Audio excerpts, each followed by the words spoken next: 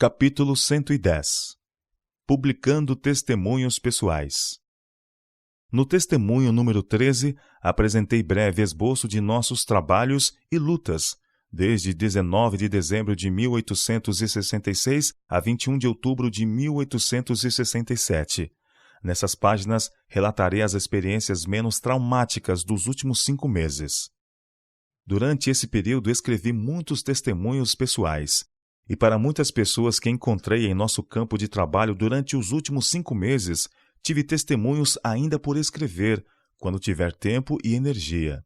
Mas qual é o meu dever perante essas pessoas com relação a esses testemunhos pessoais tem-me sido um assunto de não pouca ansiedade.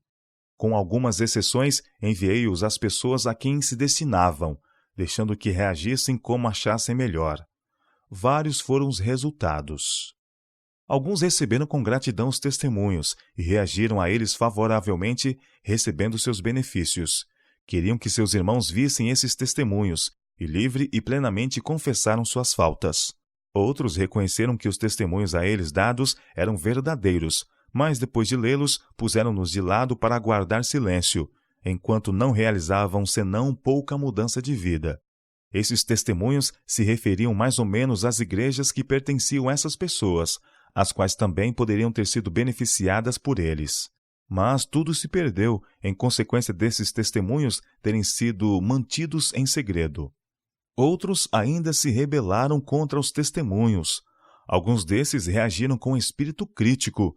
Outros manifestaram amargura, zanga e ira, e em retribuição ao meu trabalho e lutas para escrever-lhes os testemunhos, voltaram-se contra nós para prejudicar-nos o máximo que pudessem.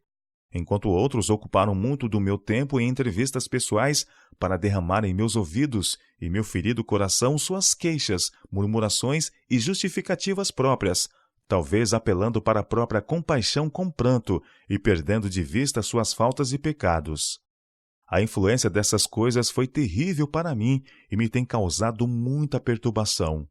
Os que têm seguido a conduta dessas pessoas não consagradas e ingratas custam-me muito sofrimento e esgotam 10 vezes mais minha coragem e saúde do que todo o esforço de escrever os testemunhos. Sofri tudo isso sem que meus irmãos e irmãs tomassem conhecimento do assunto. Eles não fazem ideia exata do volume de cansativo trabalho que fui obrigada a realizar, nem das obrigações e sofrimentos injustamente lançados sobre mim.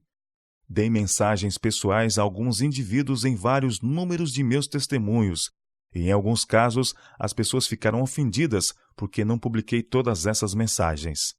Por causa de seu volume, isso seria praticamente impossível e também impróprio, partindo-se do fato de que alguns deles se referem a pecados que não precisam nem devem ser tornados públicos.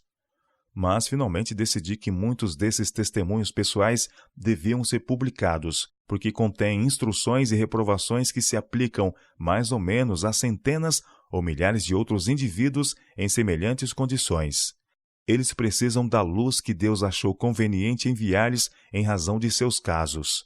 É um erro impedir que essas pessoas os recebam por enviá-los a uma única pessoa ou a um só lugar, onde ficam ocultos como a candeia que se coloca debaixo do alqueire. Minhas convicções de dever sobre essa questão foram muito fortalecidas pelo seguinte sonho. Foi-me apresentado um bosque de ciprestes. Muitos estavam trabalhando entre eles, inclusive eu.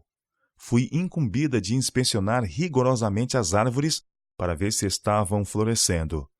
Observei que algumas estavam ficando curvadas e deformadas pela ação do vento e necessitavam ser apoiadas por estacas.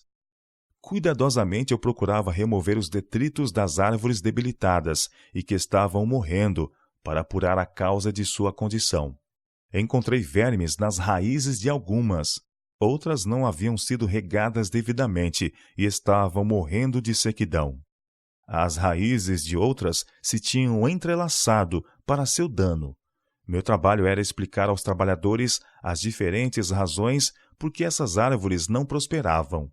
Isso era necessário, pelo fato de as árvores, em outros terrenos, poderem ser afetadas como essas tinham sido, e devia ser conhecida a causa de não florescerem e como deviam ser cultivadas e tratadas. Neste testemunho falo livremente do caso da irmã Anna Mori, não por desejar entristecer a igreja de Battle Creek, mas pelo senso do dever. Eu amo a igreja, a despeito de suas faltas. Desconheço outra igreja que, em atos de benevolência e deveres em geral, se desempenhe tão bem. Apresento os alarmantes fatos neste caso para despertar nosso povo em toda parte para o senso de seu dever.